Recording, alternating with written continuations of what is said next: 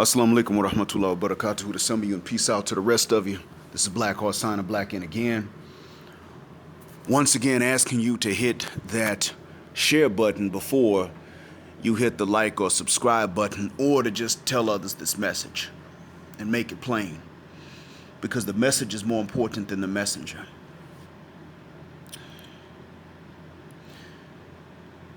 You saw the title already. And the simple answer to that question is because men don't know. By the time men do know, they're pretty old. It takes a while for men to really know exactly what's going on in the minds of women. And as I've stated before, the beginning of this confusion is the deception of the women themselves, even their own relatives. And that's the lying about what it is that women want to begin with. Then realizing that being what they said that these women wanted doesn't work for them, and then finding out that they were just outright lied to. There have been a lot of women that said, well, women may not really know what it is, they're not intentionally lying. A young woman in her teens may not, her early teens may not, that could be true. But by the time a lady is 16, even before she's considered a grown woman legally or otherwise, she knows and she's lying. Or she knows and she's quiet. And the one who is quiet is not the liar. But many are, you ask a lot of them, and instead of saying, I'm not going to tell you because it's a secret, which would be bad enough, they'll just lie, which is even worse. And what this tells you is that we're dealing with a mass deception.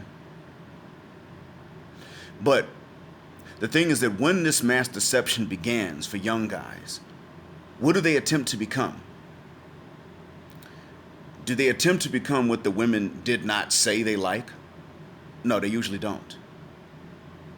That's one thing men don't become intentionally. Men do not go out there and intentionally become what women do not say they like. I didn't say what they say they don't like. That's a whole different ball game altogether. If women say what they don't like, men will not try to become that. They will try to avoid it. But what women don't say that they like, men do not intentionally become. Men go and they try to become what women say they like. Or if the guy is lucky enough to know at a young age that he's been lied to, he'll just go ahead and become what women actually do like. And those are the lucky 14% or 13%. This is why I don't go and run around here blaming men. This is why when I do blame men, I blame them for giving up the ding-a-ling too easily, and sometimes the resources too easily. Women do not respect men who emotionally commit easily. I get it. I understand that. And I don't recommend that men emotionally commit very easily, because women actually have less respect for a man who emotionally commits readily than men have for a woman who sleeps with them early on. There's a level of respect that men actually might retain for a woman that sleeps with him early on. They may still talk to her as a person, but you have a level of disrespect and contempt that women have for men who emotionally commit early on. There's no respect there. I mean, not even the basic civil respect. Those men are looked at as though they're just the scum of the earth, as if they're nuisances. Those men are disrespected in multiple ways. Look, I mean, if a woman even is with a guy like that, and her car gets stuck on the side of the road, she calls that man and says, come get me. And what's up with this damn car? And when he goes out there to help her, she's nasty and mean. That's what that's like. She doesn't want to screw him. She acts like he's a nuisance and a bother when he shows her affection, because he committed emotionally early on. He wasn't slow and didn't take his time. But the thing is this: no man ever decides that he's going to be what he knows a woman's not going to like. No man ever sits up there and says, I'm going to go ahead, while I'm young now, I'm going to start these habits that are going to make me what they call a beta. And by the way, what's referred to as a beta is actually more like an omega. When people say an omega, when men and women refer to beta males, they're more so referring to outright omegas. And even these terms alpha and beta and omega were started by a man who was studying wolves, not human beings. And he later on said, maybe a few years ago, he gave a talk and he was saying about how decades ago he started to use the term alpha and beta and omega to describe the rankings within wolf packs, and that he felt bad that these designations were now being used to describe human beings. And that the beta is actually second in command. That's still pretty high up. That's the beta. The omega is the one that gets crapped on. The omega is the one that has the crappiest job when it comes to hunting. He has the worst positions when it comes to hunting. He gets bitten and picked on when other groups are tense and they take it out on him. He's the one that eventually gets driven out of the pack and may have to start another pack of his own. And if he's well fed and big enough, he might could do it. But if he's too thin and underfed when he's finally driven out, he can't even do it. He can't start his own pack. So at the end of the day, it is really the omegas that get disrespected and crapped on. That's the truth of the matter. The beta is second in command. The beta still has a relatively good position within the pack, but no man, human being, sets up and says, I want to become this, I'm going to be this omega guy that they mistakenly refer to as beta. Men would not do that intentionally. And this is why I said yesterday when I was talking about Alan Roger Curry's video that men still can only take so much blame because they don't know. Men don't start off knowing the game at a young age. They start off being deceived at a young age, then being confused, then finding out they've been deceived. And when they find out they've been deceived, it still takes them years to learn the details of the deception.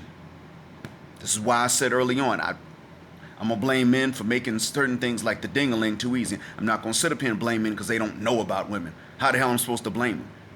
Nobody knows someone who always lies to you. Someone's always sitting up there lying to you. The only thing you know about them is they're a liar. And whatever else you can observe firsthand, especially if you know that they don't know that you're observing them, then you're lucky to know that much. But for the most part, no, you don't know a liar well because they're lying. Either you know that they're lying or you don't know they're lying, but you don't know a liar well because they are effing lying. How are you supposed to know them? How are you supposed to sit up there and take blame for that? It's not your responsibility to read people's minds. And this is what I want the PWAs and the matriarchal niggas and women to understand. It is not the job of men to read women's minds. If women are adults, they're adult enough to fuck, married or fornicating. If they're adult enough to do that, they're adult enough to tell the damn truth. Even that, especially that which is uncomfortable and unflattering of themselves. I'm not as grown as you. I'm insecure, but I want you to be completely secure. I don't even know what a secure man looks like, but I want you to convince me that you're secure while I remain insecure.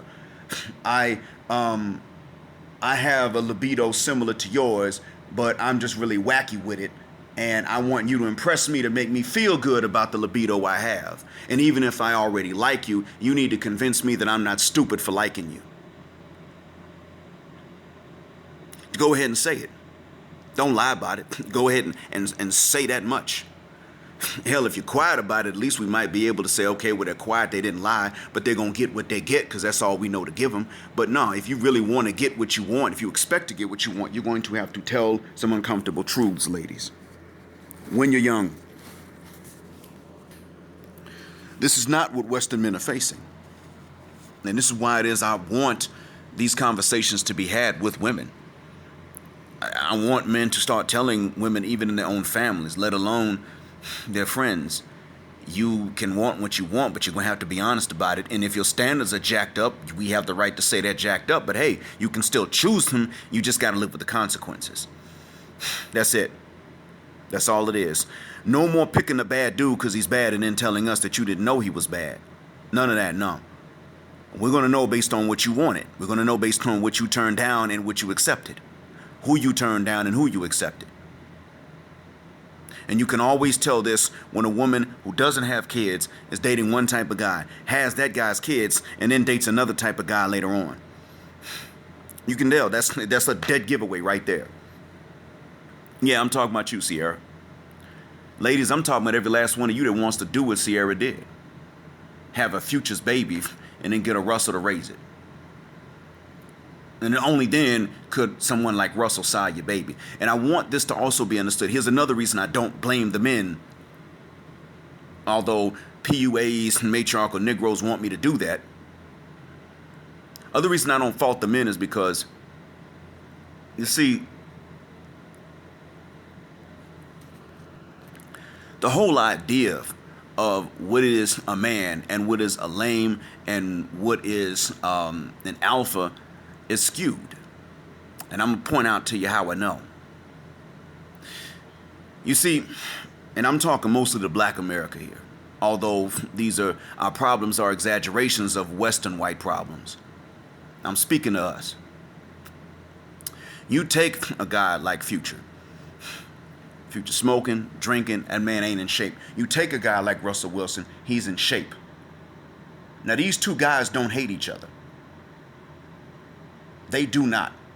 But you take a guy like Russell and he is in shape and practicing and training, and I don't think he drinks and smokes as a Christian.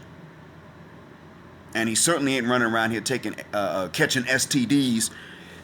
And then you take someone like Future. Now 50 Cent is also in shape. But he's in shape like smoking and drinking in shape. He goes to the gym and lifts weights, but he ain't consistently training like Russell is. So in all honesty, I think Russell could probably outrun and outfight 50 Cent through no fault of 50 Cent's. It's just a question of training and practice. That's all it is.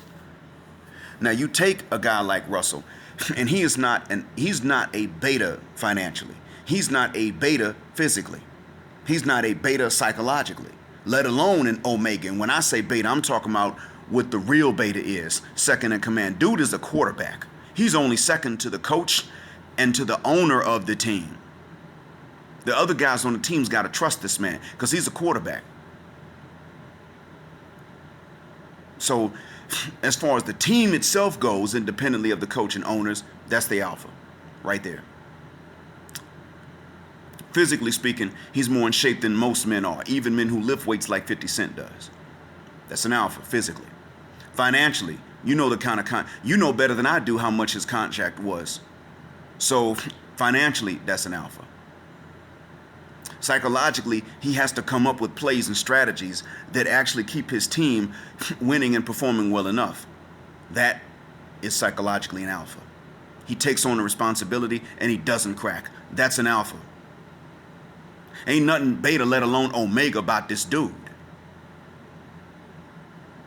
The only thing that would cause some people to perceive him as such ain't but two things. Number one, his hair is straight. Even though he's from two Black parents, his hair is straight. Let's just call it what it is. It's a subconscious thing we suffer from. The other thing is that he's a practicing Christian that doesn't fornicate. And what does this mean? Well, this means that he's been careful with women, but it also means that he has less experience. So on one hand, fewer women are going to get to him, but on the other hand, the worst ones have the best shot at getting to a guy like him and getting the most out of him. That's why his first wife, now his ex, cheated on him with his teammates. That's the whole reason for it. That's why Sierra came to him with another man's baby. She would have never had his child first, and we all know it, even though he pursued her, even though he went after her. Some would say, well, why? We should blame Russell, and to a certain extent, a lot of men do blame Russell. I would say that it depends on what he knew about women from the beginning. That's what I would base it on. Did Russell know the games that women play? And if he doesn't know the games that women play, I'm going to put that on his mother, his aunts, and his grandmothers. And if he has any sisters older than him, I'm going to put it on them too. Why did you not sit this man down and school him? And tell him early on? Because that meant they would have had to tell on themselves. Men don't stand a chance against something like that. When your own mother, if she's a good mother, won't tell you the games they play, and if she's a bad one, she'll outright lie to you about what they want. When your own older sister won't tell you the games women play, if she's a good sister, but if she's a bad one, she'll lie to you about what women want. When this same definition extends to your other lady relatives, let alone just your classmates and your friends and your female buddies, what chance do you have as a man? The only chance you have is if you're just one of those lucky ones that gets to see some of your lady relatives playing games on men at a young age. Or you have someone that can sit up and tell you what, someone's nice enough to come along and tell you and then show you what games these women are playing. Like Iceberg Slim. Iceberg Slim telling you about his good stepfather, who couldn't keep his mother because she wanted a pimp. Iceberg Slim has to give you the game. Because, let's be honest, his mother wasn't going to give the game. He just happened to know because he saw his mother stoop to that level right in front of him. He saw his stepfather on his hands and knees begging the stepmother to stay. That's a really nice dude. But back then, we knew less about the games women play than we do now. So I'm not going to blame these men now. The men that are of my son's age and his generation were red-pilled early on. I was about to red-pill my son about 10 weeks ago. He's 18. He started to tell me. He didn't know how to pronounce a lot of these acronyms, but he would read out the letters to me. He knew about MGTOW. He did not know about IBMOR, but when I told him what that was about, he said, okay, yep, that's true. That's correct. He knew about incels. He knew what red pill meant. He knew what female nature means. He understands that. He knew that women will sit up here and look for a guy like him to raise another man's baby and then try to put him on the hook for child support and alimony if they can get it. He knows that what women want from someone like him is to take his money to raise another man's baby, and then if they can get enough to even pay the guy that they do want, they'll do that. He knows that women want him to pay the price for her to sleep with another man for free. A completely different type of dude who takes less responsibility in his life. But because of such, has more time to work on his stroke. He understands that. He realizes that if he gets successful, women are going to be chasing him down for his resources so they can screw the pool boy and pay him a little extra. He's aware. His friends are aware. And what else does this tell you? Now I can sit up and look at a generation of men and I can say now, because you knew at a young age, I can blame you if you get caught in any of these traps that you knew existed beforehand. If women come up with something new and the men don't know about it, I still can't blame them. If the women don't come up with anything new and the men fall victim to it, then I can look back and say, you knew about this because your generation knew. That's when I can start blaming men, and I will. And one of the things that I have told men before is, you've been told that if you withhold the ding-a-ling, then you have something to work with. If you withhold your resources and your ding-a-ling, you got plenty to work with. Now, if you withhold your emotional commitment, your ding-a-ling, and resources, now you've got plenty. And when that woman knows she has to earn any one of those three, now you understand that you're working with some value, because even if the woman doesn't like what she sees when she looks at you, she at least knows that you're not cheap, and she's likely to respect some boundaries. Whereas if you don't have any standards for these things, you spend your money readily, you emotionally commit readily, and you give up the ding-a-ling as soon as she bends over, then she understands you can be manipulated. And if she's going to manipulate you, the one thing women ain't going to manipulate a man for is sex. They may use sex to manipulate a man, but they ain't going to try to manipulate a man for sex unless, of course, they just think he's sperm preferred, DNA preferred. And in that case, they're still going to manipulate another man for either emotional commitment or resources, usually resources, to pay the sperm preferred man to spend time with her and give it to her. Because she knows he ain't got nothing and she ain't going to hold that against him. Angry Man was right about that. Western women will take swag over money. And one of the things he said is, you got guys with money and swag. And that's true. I mean, to a certain extent, style has its own level of importance. It just simply cannot replace substance. And if women are going to act like this, that style can't replace substance, and they're going to blame men for not having much substance, I'm going to say then, well, that means that when you come across men with substance, you got to treat them differently than you treat the men who only have style with no substance. And what we're seeing is that they will treat these men differently. They treat them worse.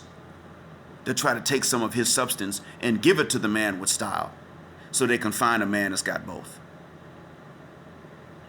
Failing to understand that you can have a balance of the two, but you cannot have 1% of both. I mean, 100% of both. Nobody can. It's just not. Now, if you're black, you really can't, because this is a society that is designed to impoverish you already if you're a black male. Now, if you're a black male with masculinity, you're going to be impoverished even more. And the more masculine you are as a black man, the more they're going to impoverish you. That's how they do it. They always have.